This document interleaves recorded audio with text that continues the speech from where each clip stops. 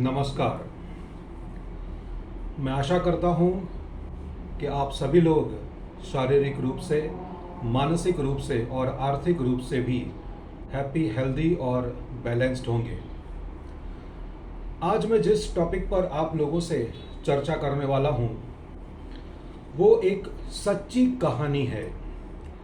सचमुच में मेरे साथ में ऐसा हुआ है और मैं उस प्रसंग से कुछ सीखा हूँ और मैं अपने जीवन में भी और दूसरों के जीवन में भी अप्लाई करने की मैं सलाह देता हूँ। मई महीना था और मई महीने में आपको मालूम है कि भारत में बहुत ही गर्मी पड़ती है। उस वक्त हम राजस्थान में थे। किसी प्रसंग के ख़त्म होने के बाद हम सभी लोग दूसरे दिन वहाँ से निकलकर मुंबई आने वाले थे, लेकिन ऐन वक्त पर, उसी वक्त पर हमारे एक चाचा जी की मृत्यु हो गई। अब सामने शव पड़ा हुआ है और ऐसे ही डाल करके तो वहाँ से मुंबई निकल करके नहीं आ जा सकता, तो इसी वजह से हम लोगों को 2-3 दिन रुकना पड़ा। उनके बेटे और बहू वगैरह सब लोग जो थे, उन लोगों को एक दिन आने में लग गया। आने के बाद दूसरे दिन जब हम उस शव को स्मशान घाट की ओर जब हम ले जा रहे थे, तब तपती धूप में हम सब लोगों को पसीना पसीना आ रहा था और बहुत ही इस गर्मी में भी स्मशान तक डेड बॉडी को उठा करके गांव के बाहर स्मशान घाट तक ले जाना था। हमारे राजस्थान में उस वक्त गर्मी के उस ऋतु में एक बहुत ही मीठा और ऐसा चिकनाहट वाला एक छोटा सा ऑरेंज कलर का एक फ्रूट आता है, उसको हम गुंदा कहते हैं। एक छोटा गुंदा भी आता है और एक बड़ा गुंदा भी आता है। तो मैं छोटे गुंदे की बात कर रहा हूँ जो ऐसे बंचिस में ऐसे उगता है। बड़े बड़े पेड़ों पर वो पाया जाता है और छोटे बच्चे ही नहीं लेकिन बड़े बुजुर्ग भी उसे खाने के लिए जैसे कि लालायित हो जाते हैं। तो आसपास दोनों तरफ ऐसे बहुत सारे पेड़ भी उगे हुए थे और हम उन्हें कांधा देते हुए डेड बॉडी को श्री राम जय राम करते करते स्मशान घाट पहुंचे। वहां पर सारी प्रक्रिया वगैरह सब हो गई, पूजा पाठ वगैरह सब हो गया। बाद में बॉडी को लकड़ों पर सजाया गया, उसके बाद में दूसरी लकड़ियां वगैरह बिछा दी गई और बाद में अग्नि को आवाहन किया गया। अब डेड बॉडी जो है, वो शव जो है वो जल रहा है और वैसे भी बहुत धूप थी और उसमें से निकलने वाली वो अग्नि की लपटें हमें इतना मतलब गर्मी दे रही थी कि हमें कम से कम 5 से 10 मीटर तक दूर जाकर के हमें खड़ा रहना पड़ा। अब वैसे ही वातावरण बहुत ही एकदम दुखमय हो गया था, लोगों की आंखों में आंसू थे। और उसी वक्त स्मशान के हमारे इस कार्यक्रम में, इस पूजा पाठ में हमारे साथ में एक भाई भी शामिल थे जिसकी मैं बात अभी करने वाला हूं। वो भाई बहुत ही सरल स्वभाव के, एकदम सीधे, एकदम हैं, भोले हैं। लोग उन्हें एकदम भोला व्यक्ति समझते हैं और हैं भी, वो एकदम सीधे साधे हैं। और वो भाई जो हैं वो स्मशान से लगभग, वो जो चिता जल रही थी उस चिता से लगभग 4 से 5 मीटर की दूरी पर एक ऐसा गुंदा का ऐसा एक पेड़ उगा हुआ था जिस पर बहुत ही रसीले मीठे ऑरेंज कलर के वो छोटे छोटे वो गुंदा वो ऐसे झुमके में ऐसे मतलब बंचेस में उगे हुए थे। तो उसकी ओर मुंह करके पीछे की तरफ स्मशान में वहां पे वो डेड बॉडी जल रही है। इतनी आग के शायद पीठ पर उनकी वो आग, अग्नि जो है वो लग भी रही होगी उन्हें, और वो जो है वो शांति से वो पेड़ पर जो गुंदा जो लटक रहे थे उसमें से एक एक करके वो ऐसे खाने लगे। उसी वक्त खाने लगे, लोग देखने लगे, अरे ये क्या कर रहा है आदमी, इसको कुछ अक्ल है कि नहीं, ऐसे समय पर क्या ये कुछ, कभी इसने जिंदगी में कभी गुंदा कभी खाया नहीं कि क्या है। अरे कोई इसको रोको जरा, अच्छा नहीं लगता है, मतलब ये भोला है, ठीक है, समझ में आता है, लेकिन ये ऐसे कुछ कोई करता है क्या? लेकिन सब लोगों ने सिर्फ एक दूसरे के साथ में बातचीत करने का ही उन्होंने सोचा, किसी ने उसे अप्रोच नहीं किया। और वो व्यक्ति एकदम मशगूल होकर के बस आराम से वो गुंदा खा रहा है, और उसके चेहरे पर आप स्मित देखेंगे, एकदम निश्चल ऐसा हास्य, निश्चल स्मित उसके चेहरे पर उस वक्त मैं देख रहा था। वो वाकया होने के बावजूद बाद में भी 2-3 दिन के बाद तक, 4-5 दिन तक, और शायद मुझे लगता है शायद बहुत सारे दिनों तक भी लोगों ने उस व्यक्ति के बारे में बातचीत करी होगी कि अरे यार कैसा आदमी, कुछ अक्ल वक्ल कुछ है कि नहीं है इसको। हाँ, ऐसे समय पर मतलब ये सब क्या ऐसा कुछ किया जाता है। लेकिन मेरा देखने का नजरिया इसको कुछ अलग है। एकदम सामान्य आपको बात लगेगी, लेकिन जो बात अभी मैं कहने जा रहा हूं, शायद अभी तक के कोई भी साधु, कोई भी संत, कोई भी गुरु, कोई भी सदगुरु, कोई भी सदगुरु, कोई भी पीर फकीर, कोई भी बाबा, कोई भी साध्वी, कोई भी हो व्यक्ति, इतने अच्छे तरीके से मुझे वो समझा नहीं सका या दुनिया को समझा नहीं सका जितना इस भाई साहब ने वो बात मुझे समझाई है। और वो बात क्या थी?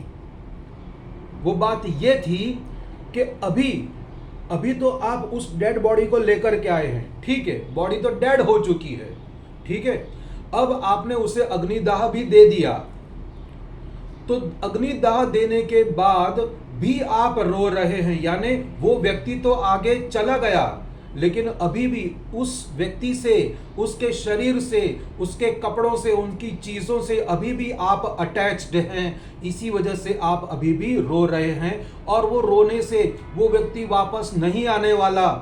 ये इस व्यक्ति ने बताया, इस भाई साहब ने बताया कि हाँ, अभी तो मैं उस डेड बॉडी से अटैच्ड था, लेकिन देखो अभी मैं ये गुंदा खा रहा हूं, देखो मेरे चेहरे पर कितना एकदम निश्चल, एकदम स्मित है, मैं उस डेड बॉडी से डिटैच हो गया। तो इस तरह से एक चीज से आप अटैच होते हैं और इमीडिएटली आप एक चीज से आप डिटैच हो जाते हैं। एक तरफ अटैच होना और दूसरी तरफ पहली वाली उस चीज से डिटैच हो जाना, इस व्यक्ति से अच्छा मुझे आज तक किसी ने भी नहीं समझाया। आपको लगेगा कि सचमुच में ये तो बहुत ही बढ़िया बात है कि ऐसा कैसे पॉसिबल है, ऐसे कैसे हो सकता है। लोग क्या करते हैं, लोग अपने खुद के शरीर से, खुद के कपड़ों से, खुद की चीजों से, सोना चांदी, पैसा, जवाहरात, गाड़ी, बराबर, बाद में फिर अपनी जितनी भी प्रॉपर्टी है उससे इतना लगाव रखते हैं, इतना लगाव रखते हैं कि शायद मरने के बाद भी अगर उनका एक बार क्या 1000 बार अगर 12वां 13वां अगर किया भी जाए, कितने भी हरिद्वार जाकर के, हर की पेड़ी जाकर के उनका तर्पण वगैरह सब किया जाए, लेकिन उनकी आत्मा को शांति कभी नहीं मिलेगी, क्योंकि वो मटेरियल उस चीज से अटैच्ड लोग रहते हैं। ये अटैचमेंट ही आपको दूसरा जन्म लेने पर मजबूर करता है।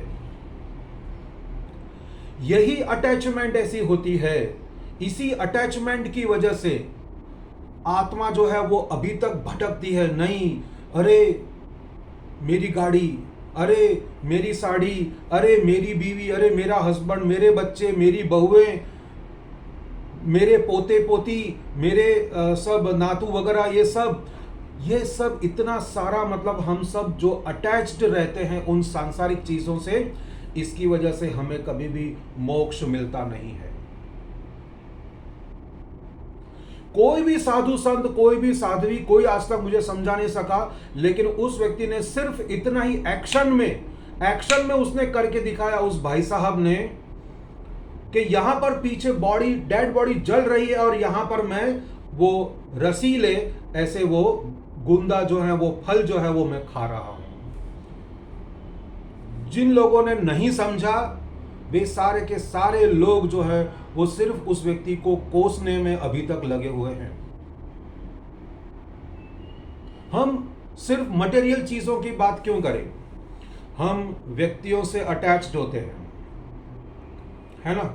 हम हमारे विचारों से, हम हमारे बुरे रीति रिवाजों से अटैच्ड हो जाते हैं। क्या करें, ये तो समाज का रिवाज है, तो हमें तो ये तो करना ही पड़ेगा। हम हमारे दुख भरी बातों से हमेशा डिटैच तो होना चाहते हैं, लेकिन हमेशा अटैच्ड रहते हैं। हम हमारी बुरी आदतों से हम डिटैच तो होना चाहते हैं, लेकिन हमेशा अटैच्ड होकर रहते हैं। हम हमारे जितने भी खराब हमारे साथ में जो प्रसंग या घटनाएं जो हुई हैं, उनकी यादें हम कॉन्स्टेंटली याद करते रहते हैं। जैसे कि कोई एग्जाम में, जैसे पेपर में पूछने वाला हो, जैसे कोई परीक्षा में पूछने वाला हो कि अरे उस वक्त, मतलब आज से 40 साल पहले तुम्हारे साथ में क्या हुआ था, लिखो अभी कागज पर। जैसे कोई आपको पूछने वाला हो, उस तरह से जैसे कि उसको कॉन्स्टेंटली याद करते रहते हैं। इतना ही नहीं, अपने आप से ही बात करते ही नहीं, लेकिन आने वाले सब लोगों से वो बात करते रहते हैं। मेरे साथ में ऐसा हुआ, मेरे साथ में वैसा हुआ। उन लोगों से तो ये बंदर होते हैं ना, वही बंदर अच्छे होते हैं। कैसे मालूम है? जब बंदर को कहीं शरीर पर घाव लगता है ना, तब वो जो घाव है ना, वो घाव बंदरों को आदत होती है कुरेदने की। अरे क्या हुआ, अरे क्या हुआ, क्या हुआ, क्या हुआ, क्या हुआ, क्या, किधर लगा, कैसे हुआ, कैसे हुआ। ये बंदरों को आदत होती है। इस वजह से वो बंदर, घायल बंदर जो होता है, वो अपने वृंद से, अपने टीम से, वो अपने झुंड से वो अलग हो जाता है कुछ दिनों के लिए, जब तक वो घाव भर नहीं जाता। और भर जाने के बाद वापस वो अपने ग्रुप में वापस आ जाता है। यही कैरेक्टर हम लोगों में भी है। हम हमेशा दूसरों की बुराई करेंगे, दूसरे को कंडेम करेंगे, दूसरे को क्रिटिसाइज करेंगे, दूसरे को कंपेयर करेंगे, है ना, दूसरों की कंप्लेंट करेंगे। ये सब बातें हम छोड़ते ही नहीं, हम उससे डिटैच होते ही नहीं, हम उससे अटैच्ड ही रहते हैं। 101% बहुत इतना स्ट्रांग पकड़ के रखते हैं। अब सच्ची बात बताऊं मैं आपको, ये सब जितनी भी बुरी चीजें हैं ना, ये मान लीजिए कि ये गाय है। जितनी भी आपके बुरे विचार, आपकी बुरी आदतें, आपके बुरे कैरेक्टर, आपके बुरे कर्म, या दूसरों के बुरे विचार, या दूसरों के बुरे कर्म, या दूसरों की बुरी हैबिट, या दूसरों की बुरी घटना, या कुछ भी हो, ये उस गाय की तरह है। और आप कत्ल खाने में लेकर के जाने वाले, खींच कर लेकर के जाने वाले वो बुचर हैं, वो कसाई हैं। अब वो गाय आपके साथ में कत्ल खाने में तो आना ही नहीं चाहती है। वो बुरे विचार तो आपके साथ में रहना ही नहीं चाहते हैं। वो आप हैं जो आपने यहां पर उसे संजोए रखा है। आप उससे डिटैच होते ही नहीं हैं। और फिर रोना रोते हैं, नहीं एक्चुअली कैसा है, अभी 7:30 ही चल रही है, इसीलिए ये तो होगा ही, है ना। नहीं, मेरा क्या है कि गुरु नीच का है ना, इसीलिए मेरे राहु केतु अच्छे नहीं है। सारे राहु और केतु के बीच में सारे ग्रह आ गए। अरे कितनी बार काल सर्प की विधि करवाई, नासिक जाके करवाई, यहाँ पर सब जगह पे जाके करवाई, लेकिन कुछ फर्क नहीं पड़ रहा। हाँ, किसी ने बोला कि पितृदोष है, हाँ बराबर, यस, तो पितृदोष का रोना रोएंगे, काल सर्प की विधि का मतलब रोना रोएंगे, नीच और उच्च ग्रहों का मतलब रोना रोएंगे, और माँ बाप को कोसेंगे, अपने हस्बैंड, अपने वाइफ को कोसेंगे, अपने बच्चों को कोसेंगे, उधर से निकलते ही नहीं। और ये विचारों से, इन आदतों से एक छूटने के बाद एक अच्छा अगर भविष्य बनाना है, तो आज अभी इसी वक्त अपना फोन लीजिए, नंबर डायल कीजिए 9029318272। मैं फिर से रिपीट करता हूं, 9029318272। और इस नंबर पर डायल करने के बाद एक व्यक्ति हैं जो फोन उठाएंगे, जिनका नाम है डॉक्टर जितेंद्र वोरा। जी हाँ, ये मैं ही हूँ, मेरा ही नंबर है ये।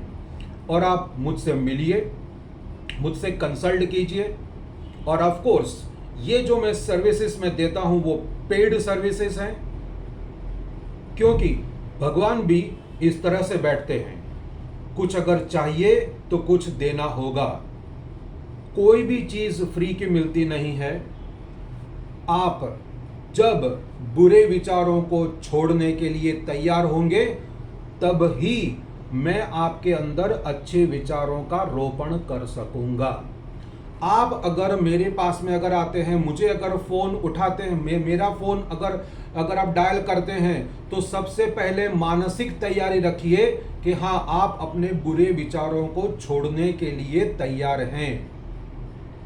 आप अपने बुरे प्रसंगों को, बुरी आदतों को, बुरे भूतकाल, वर्तमान काल, बुरे भविष्य काल में होने वाली सारी घटनाओं को जो आपने इधर बना करके अभी रखा है, तैयारी करके रखी है, उसे छोड़ने के लिए अगर आप तैयार हैं तो ही आप मेरा नंबर डायल करेंगे। मैं आपको सिर्फ मदद इसी के लिए करूंगा कि हाँ, आप जब आप आपके इधर का जो बुरा फर्नीचर है उसको निकालने के लिए तैयार अगर आप रहेंगे तो मैं वो साफ सफाई करवाने के लिए मैं तैयार हूँ। और उसके बाद में उसको क्लींस करके पूरा नया फर्नीचर कौन सा डालना है, कितना डालना है, कितनी हवा रखनी है उसके अंदर, ओके, उसका भी पूरा का पूरा आपको मैं प्रोग्राम देना चाहूंगा। तो जल्द ही मिलते हैं पर्सनली 1-to-1 करने के लिए। आप अपने आप को भी इसके लिए कन्विंस कीजिए। अगर आपके जीवन में अगर कोई भी मानसिक परेशानी है, कोई भी अगर आर्थिक या पारिवारिक या किसी भी प्रकार की अगर आध्यात्मिक परेशानी भी अगर है, तो आप कंसल्ट कीजिए। और मेरा नंबर मैं पहले से ही दे चुका हूँ, तो आप तुरंत ही अभी बिना सोचे तुरंत ही मोबाइल फ़ोन उठाइए और मुझे डायल कीजिए 9029318272। Love, peace and prosperity to you, and of course me too. Thanks. नमस्ते।